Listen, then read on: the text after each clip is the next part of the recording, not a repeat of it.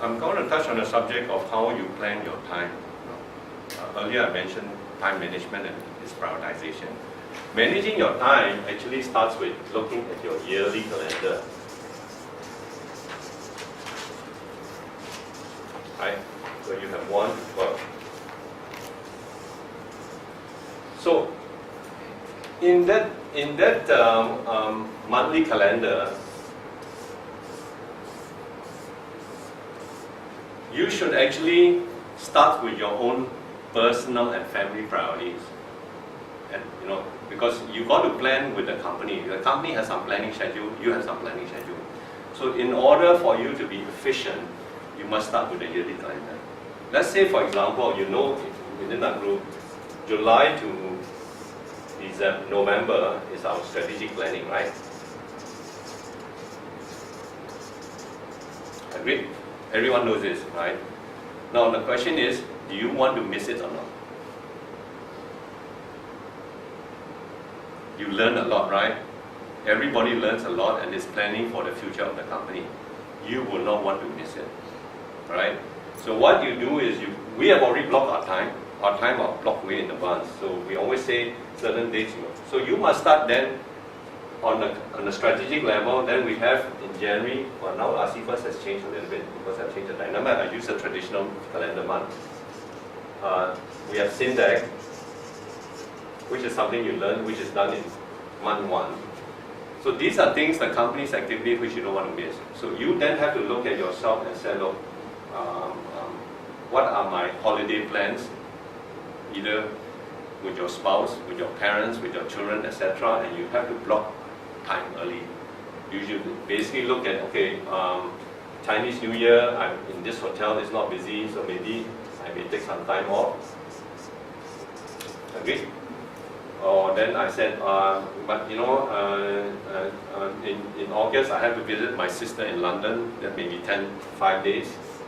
Okay, you try to block the time. Okay. So this is very important because if you don't synchronize your work life with your personal life, you will never be successful. I'm different from other people because we need to be successful as a person and we need to be successful in our career. The key is knowing how to balance the two. Right? So this is basically how you would then plan your yearly calendar. Agree? Now after you plan your yearly calendar, you should immediately switch to the monthly. Now, what we have done in the company is basically we have 3 months of 4 weeks, and the 3rd month as a 5th week. That's our sequence. And we have changed the calendar month to make it more efficient also within our company. Right. So again, within the month, certain things you must do. Right. For example, accounts. Accounts will be busy which week?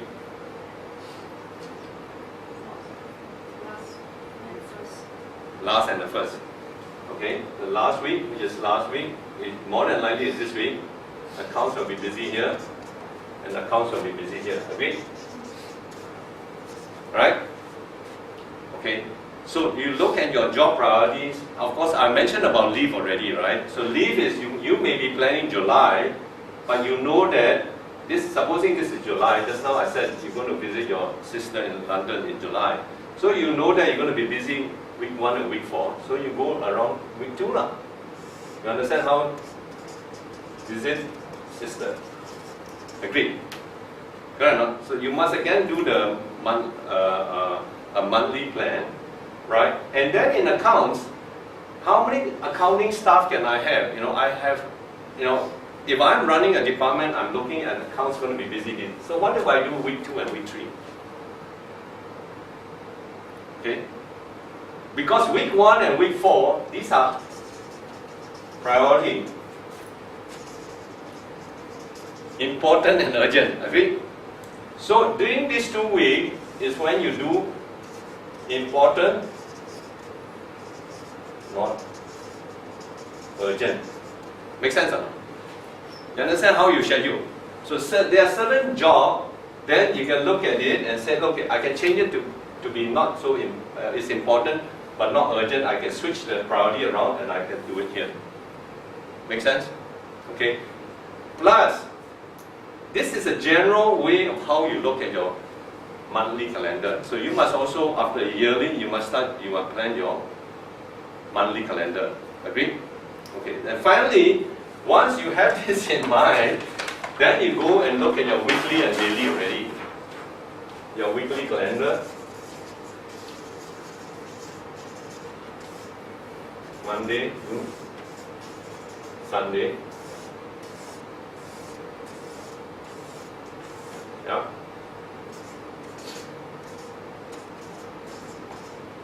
Great, right? So you know in our company, for example, there are certain things that the company has prioritized that you have no choice but you have to block out your time. Your reports, right? Your weekly report. You're going to be busy. Monday you come in, you're going to be busy. Right? And then all the QA reports are coming in Monday, right? QA report. Right?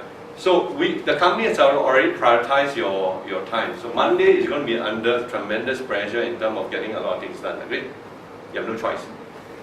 However, if you know a week before that Monday you're going to be very busy or something come up, when can you do your Monday work? When do you think? Yeah, you can do Friday or Friday afternoon or Saturday morning before you go home. Correct or not? The company understands. So all you say is that, okay, my report, I can't do it now, I'm going to do it Friday before I go home and Saturday I'm taking leave. There's no problem. Huh? As long as you don't miss deadline, that's the most important thing. Right?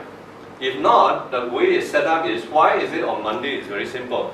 This report is actually, our reporting system is Saturday to Friday, right? But we give you Saturday to write the report or Monday morning to write the report.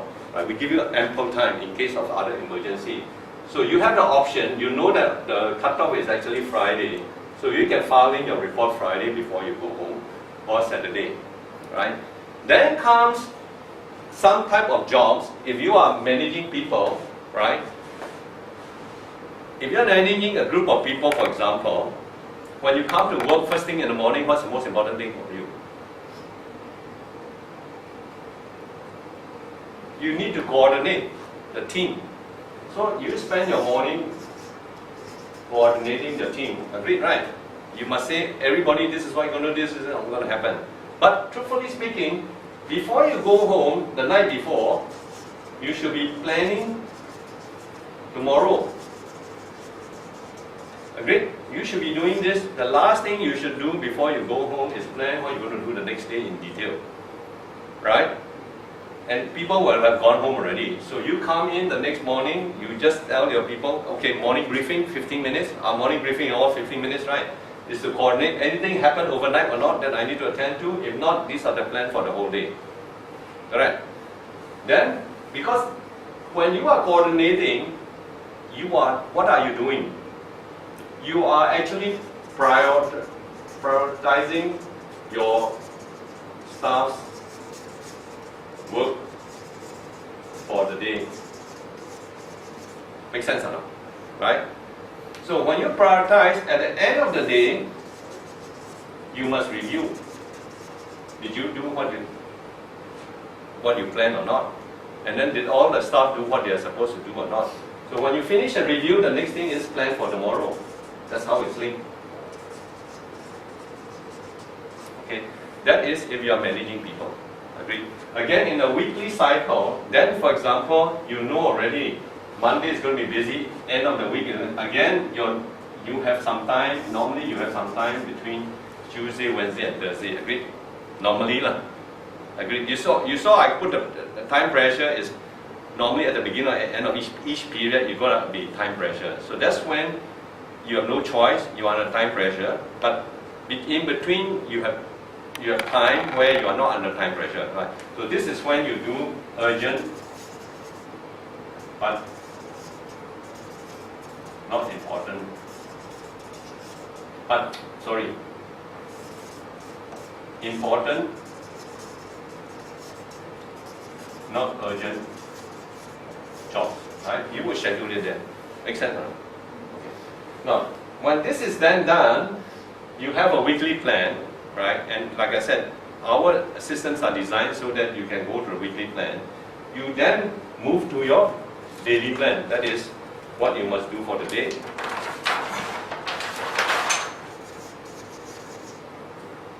Say 8 a.m. Say 6 p.m.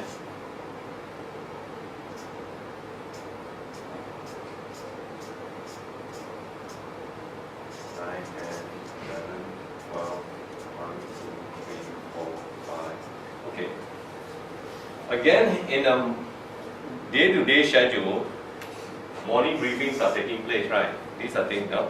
At the end of the day, you should do your review and plan for the next day, right? So you're under time pressure again, right? So you then look at, basically, when you plan on your daily time schedule, there's one trick I'm going to teach you, and that is you've got to know your character.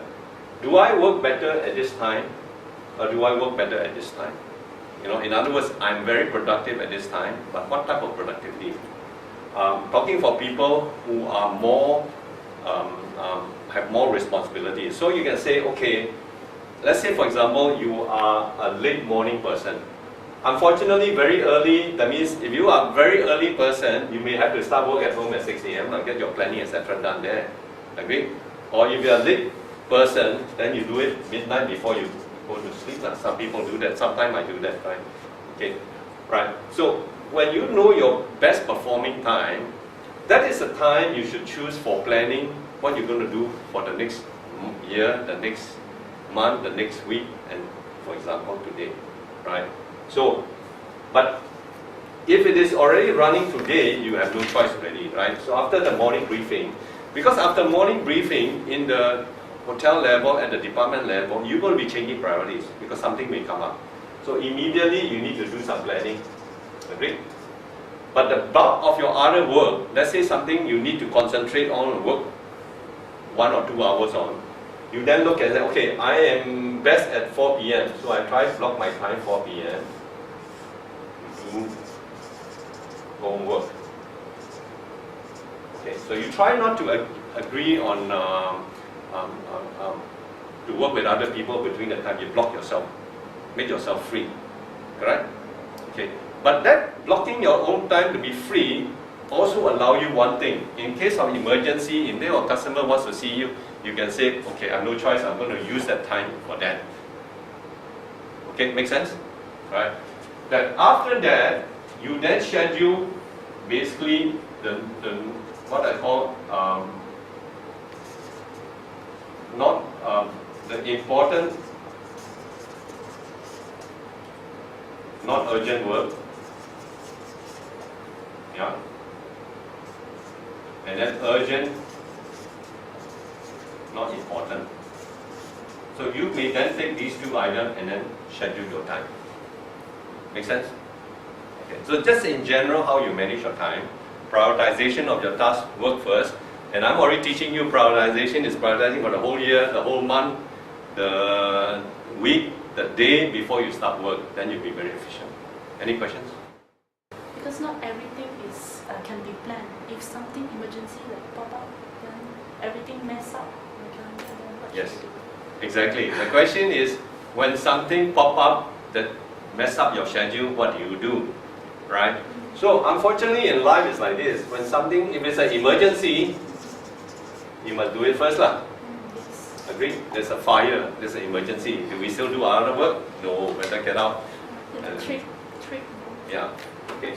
Sometimes the boss interrupt you. Right? Boss says do this. Right? So this is like second priority. Right? Everything else you may have to reschedule. You have to have enough flexibility. That's why when you plan your time, I'm already telling you just now that you cannot plan it so that every hour you're busy. Then you're in trouble. You got to have your chunk of planning time. For example, you can say, okay, I'm going to keep, if I have staff reporting to me, okay, after lunch 2:30 to 3:30, 2:30 to 3:30, I don't like to do quiet work at that time. And sometime after lunch I may feel sleepy, for example. So I will allow people to come and discuss matters with me. Okay? So I open the time. Anybody, that's what I did when I was running hotel. There are certain time I just say it's an open. Anybody can see me at that time. That 1 hour is always for anybody who wants to see me. Okay? And I know that it's not my own personal productive time. But when somebody is talking to you, you can't fall asleep. You can't fall asleep, right? So you keep your mind going, right? So you must have chunks of time. But what it also allows me to do is this. Emergency come up. Which time can I use up? I can use this time.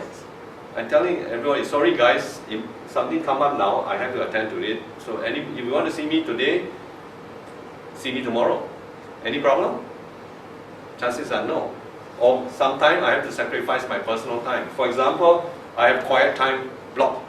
And then a customer call me and say, hey, Dennis, I need to talk to you. Well, that is more priority, right? Getting business is more important, right? So you then have to give up your time and do that. Okay, but like I said, most important thing is you plan everything, but you have chunks of time that you can move, right? And on top of that, from that chunk of time, when nothing come up, you do what you plan. When things come up, you delay it. Right? You delay it. Yeah, I think that should answer your question. Do you think boss will, when we cannot meet the deadline, then they will consider our situations and give us? Do you want to ask properly? Then I want. Is it on? Yeah, on. Okay. The question is, do you think the boss will be reasonable with his deadline demand? I really can't answer for every boss, but for me, I will always ask the staff first. But I have my own priority. Say for example, I need you to do some work for me. Because of that report coming to me, I'm going to do a report that goes to a client. Correct? So in that way, I know my priority is very high. Correct? So what I will do is this. I will normally say that, okay, I'm going to give you the job, but I'm going to call your boss to tell you that, look, this is very urgent. She cannot do anything else. You cannot do anything else until this is done. This is a fair way of arranging priority. Okay, but don't worry. We have thought about this problem. I've thought about this problem, and in our company, the new software we are writing is very simple. I assign you a job. You don't report to me, right? So I say, I propose a date. You can look at it. You can accept. If you accept, we have a contract already, and a copy of that go to your boss to say that, hey, somebody has assigned you the job. But if we can't agree, right? If we can't agree, it will go to your boss to set a deadline, because the boss must set a new deadline for you, then other jobs become less priority, you see. So we are putting all this into the software so that we can then see what is reasonableness, right? So for example, you can say I'm swamped with work. See, right now our problem is actually very, very difficult in any company to look at whether setting deadlines is fair or not. And that problem exists in every company in the world, not just in one organization. So we are setting a system where even setting priority will be tracked and recorded, right? And then we will have a process of quality assurance. We are particular about quality to see whether the boss is fair or not. Because we are I'm very, very particular now that the boss is fair. But at the same time, we are also writing in our program that if the person don't function well, the boss must take disciplinary action. Because a lot of bosses also don't like to take disciplinary action. So these are all going to be written in the software so that the boss has no choice but to take disciplinary action. And if he doesn't take disciplinary action, it will go to the next level to take action against him.